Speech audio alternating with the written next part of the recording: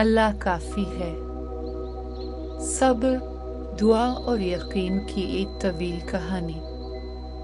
وہ رات غیر معمولی طور پر خاموش تھی، ایسی خاموشی جو کانوں میں نہیں دل میں گونجتی ہے۔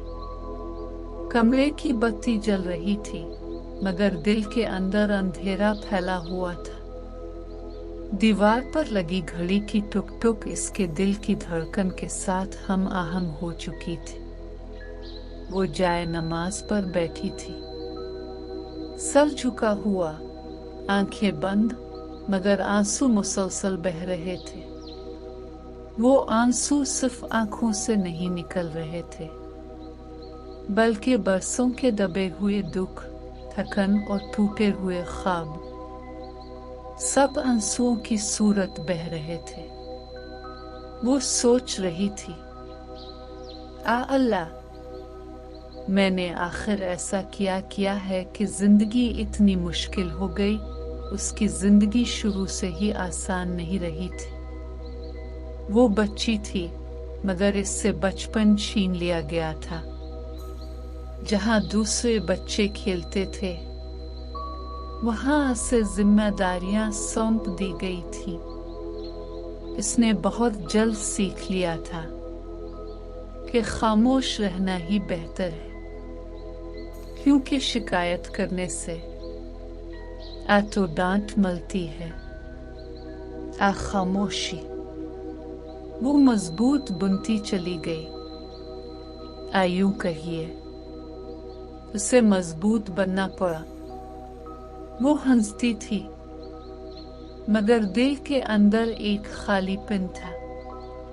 وہ سب کے کام آتی تھی مگر جب خود کو کسی کی ضرورت ہوتی تو کوئی نظر نہیں آتا تھا۔ وقت گزرتا گیا، وہ بڑی ہو گئی مگر اس کے مسائل بھی اس کے ساتھ بڑے ہوتے گئے۔ جنہیں وہ اپنا سمجھتی تھی وہی سب سے زیادہ نظر انداز کرنے لگی۔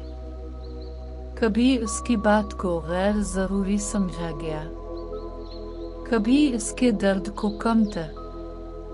وہ سوچتی تھی، کیا میں واقعی اتنی غیر اہم ہوں؟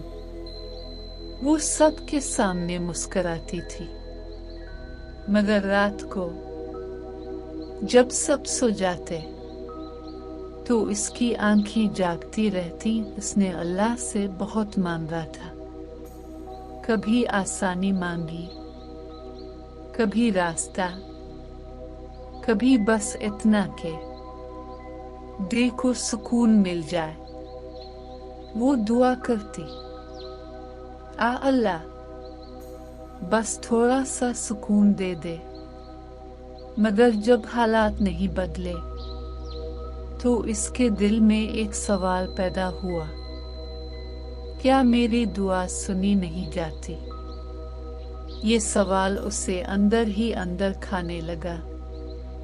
وہ خود کو قصوروار سمجھنے لگی۔ کبھی سوچتی کہ شاید وہ کافی اچھی نہیں، شاید وہ دعا کرنے کے قابل ہی نہیں۔ اسی سوچ میں ڈوبی ہوئی وہ اس رات جائے نماز پر بیٹھی تھی۔ کمرے میں مکمل خاموشی تھی، صرف اس کی سسکیوں کی آواز اور گھڑی کی ٹک ٹک۔ اس نے ہاتھ اٹھائے مگر الفاظ ساتھ نہیں دے رہے تھے۔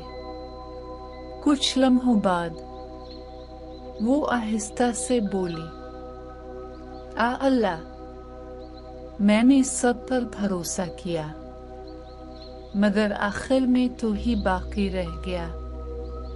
اگر تال بھی میرا ساتھ چھوڑ دے تو میرے پاس کیا بچے گا؟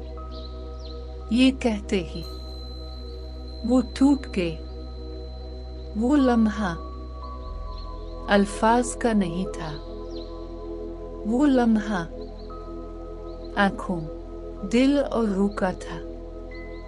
آنکھوں سے بہنے والے آنسو اب دعا بن چکے تھے۔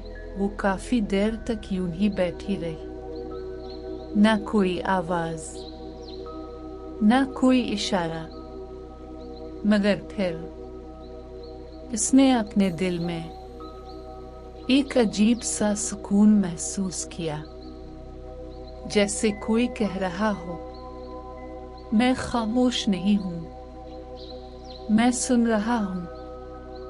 وہ چونکی، یہ آواز کانوں میں نہیں تھی، یہ آواز دل میں تھی۔ اس کا دل ذرا ہلکا ہو گیا، آنکھوں سے آنسو رک گئے، سانس گہری ہو گئی۔ وہ پہلی بار سمجھ رہی تھی کہ شاید اللہ جواب شور سے نہیں، سکون سے دیتا ہے۔ اگلی صبح حالات بالکل وہی تھے، مسائل ختم نہیں ہوئے تھے، ذمہ داریاں ویسی ہی تھیں، مگر دل کچھ بدلا بدلا سا تھا۔ اب وہ مسئلے دیکھ کر گھبراتی نہیں تھی، وہ بس اتنا کہتی، اللہ تو کافی ہے۔ وہ یہ نہیں کہتی تھی کہ مسئلہ حل ہو گیا، مگر یہ جان گئی تھی کہ وہ اکیلی نہیں۔ دن گزرتے گئے، وہ ہر بات اللہ سے کہنے لگی۔ اب دعا میں شکو نہیں تھا، بس بات تھی، جیسے کوئی اپنے بہت قریبی سے بات کرتا ہے۔ جب دل دکھتا وہ کہتی، اللہ تو دیکھ رہا ہے۔ جب راستہ سمجھ نہ آتا وہ کہتی، اللہ تو رہنمائی کر دے۔ اور آہستہ آہستہ اس نے محسوس کیا کہ دل مضبوط ہو رہا ہے۔ اللہ نے اس کے حالات فوراً نہیں بدلے، وہی لوگ، وہی مسائل، وہی ذمہ داریاں، مگر اب وہ پہلے جیسی کمزور نہیں رہی تھی۔ وہ سمجھ چکی تھی کہ مضبوط دل بڑی سے بڑی آزمائش سہ لیتا ہے۔ وہ اب روتی بھی تھی، مگر ہار نہیں مانتی تھی۔ ایک دن کسی نے اس سے کہا، تم اتنا صبر کیسے کر لیتی ہو؟ وہ مسکرا دی۔ اسے یاد آیا کہ کبھی وہ خود اسی سوال کا جواب ڈھونڈ رہی تھی۔ اس نے بس اتنا کہا، جب اللہ کافی ہو جائے تو انسان مضبوط ہو جاتا ہے۔ اب وہ دوسروں کے لیے حوصلہ بننے لگی تھی، جو کل تک خود ٹوٹی ہوئی تھی، آج کسی اور کو جوڑ رہی تھی۔ وہ اب یہ سمجھ چکی تھی کہ آزمائش سزا نہیں ہوتی، دیر ناانصافی نہیں ہوتی، خاموشی بے رخی نہیں ہوتی۔ یہ سب اللہ کا ایک خاص طریقہ ہوتا ہے اپنے بندے کو اپنے قریب لانے کا۔